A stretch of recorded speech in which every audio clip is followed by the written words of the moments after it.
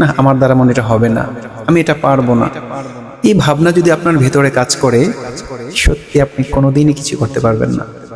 আপনাকে মনে রাখতে হবে, এই পৃথিবীতে কেউ পুরোপুরি পারফেক্ট না, ঠিক আছে? এই জন্য আপনার ভেতরে যে প্রতিভাটা আছে, যেই লাইনই হন না কেন, আপনার প্রতিভা নিয়ে আপনি ভাবুন। পিছনে কে কি বলল সেদিকে আপনি তাকায়েন না। এই পৃথিবীতে আপনি ছাড়া আপনার আপন আর কেউ নেই।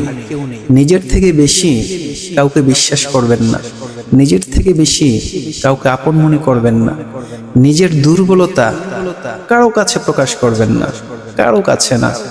যাকে আপনি যত বেশি আপন মনে করবেন, তার কাছে আপনি যত বেশি আপনার দুর্বলতার কথাগুলো প্রকাশ করবেন, সে আপনার একদিন না একদিন আপনাকে কষ্ট দিবে, আপনাকে কাঁদাবে। কাজেই আপনার নিজের প্রতি নিজের যেই বিশ্বাস, সেটা নিয়ে আগাইতে থাকুন। এবং যে মানুষগুলোর কাছে গেলে শুধু আপনাকে ঘৃণা করে, ছোট করে কথা বলে, যে ছোট করে কথাগুলো আপনি শুনলে আপনার মনটা তখন কি ছোট হয়ে যায়, যে না, আমি মনে আসলে পারবো না, ওই মানুষগুলোকে সম্পূর্ণ অ্যাভয়েড করুন, ওই মানুষগুলোর কাছ থেকে দূরে থাকুন।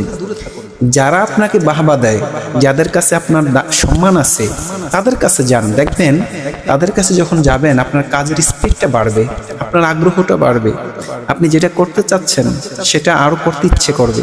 কিন্তু যদি আপনি নেগেটিভ একটা মানুষের কাছে যান, সে আপনাকে যখন একটা নেগেটিভ কথা বলবে, আপনার মন মানসিকতা খারাপ হয়ে যাবে, কাজের স্পিডটা কমে যাবে। হ্যাঁ, এটাই বাস্তবতা। এজন্য মনের কথাগুলো শুধুমাত্র আল্লাহর কাছে বলুন।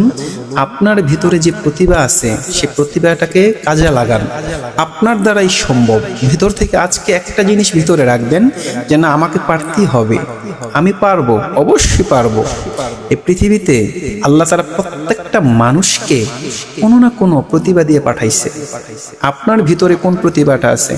অনেকে আছে আমরা যে না, আমার দ্বারা ওয়াজের জগতে সম্ভব না, আমার দ্বারা বয়ান সম্ভব না। আপনার দ্বারাই সম্ভব। আপনি যেমন আছেন, আপনার নিজের কনফিডেন্স রাখুন। আপনার নিজের যতটুকু আছে, এতটুকু আপনি নিজে দেখেন যে আমারটাই ভালো। বড় মনে করতে বলতেছি না, যে না, আমি যেটা করতেছি সেটা ভালো। আপনার নিজের প্রতি নিজের একটা বিশ্বাস রাখতে হবে। হ্যাঁ, কারণ আজকে অনেক মানুষ, কারণ কেউ কাউকে জায়গা দেয় না, কেউ কাউকে উঠতেও সাহায্য করে না। আপনার নিজের উঠতে হবে।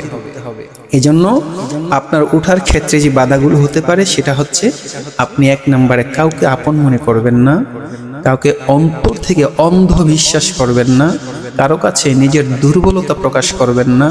আপনি কষ্টে আছেন, আরেকজনের কাছে শেয়ার করবেন না, কারণ এই পৃথিবীতে কেউ কষ্টের ভাগ নিতে চায় না ভাই।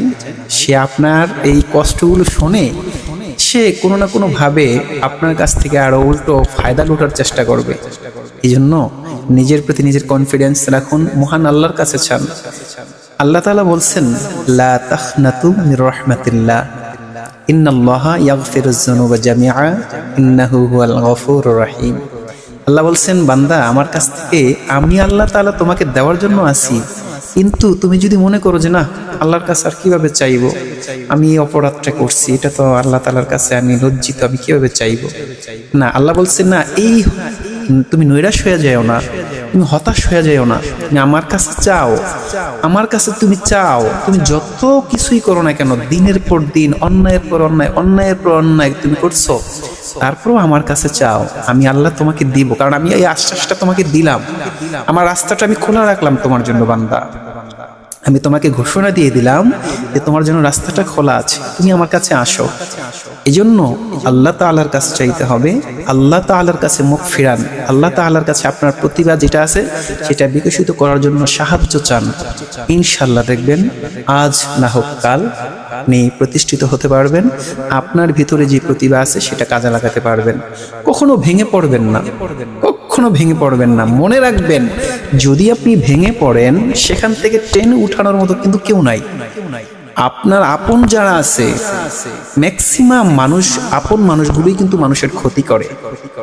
এজন্য আপনার নিজের প্রতিভা নিজে কাজে লাগান, নিজের প্রতি নিজের বিশ্বাসটা রাখুন, সব সময় আল্লাহর উপর ইয়াকিন নিয়ে আগায়া যান, ইনশাআল্লাহ আপনি জীবনে সাকসেস হতে পারবেন।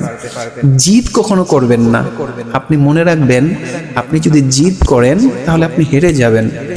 ওই তো সেই বীর পুরুষ, ওই তো উত্তম মানুষ যে রাগকে নিয়ন্ত্রণ করতে পারে। আজকেও পড়ছিলাম হাদিসটা, যে ব্যক্তি রাগকে নিয়ন্ত্রণ করে সে হচ্ছে সিংহ, সে হচ্ছে পুরুষ।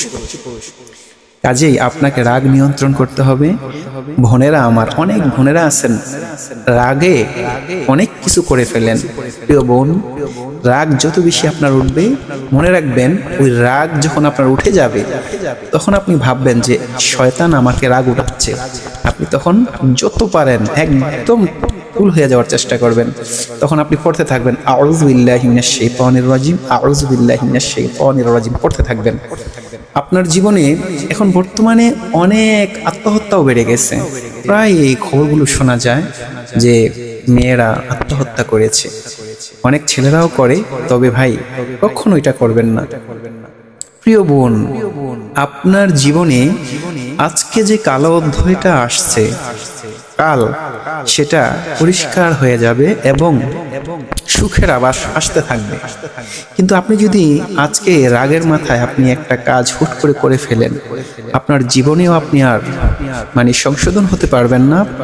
যে বড় কথা হচ্ছে আপনি চিরস্থায়ী জাহান্নামী হয়ে যাবেন। এজন্য মনটাকে কখনো খারাপ করবেন না, মনের মধ্যে রাগ আনবেন না। আপনি ধৈর্য ধারণ করুন। প্রত্যেকটা ক্ষেত্রে এই দুনিয়াতে কেউ আপনার পাশে নেই যে আপনাকে কষ্ট দিয়েছে, কেউ আপনাকে কাঁদিয়েছে, কেউ আপনার সাথে প্রতারণা করছে। যে প্রতারণা করছে, যে কাঁদাইছে, সে নিজেই ঠকে গেছে।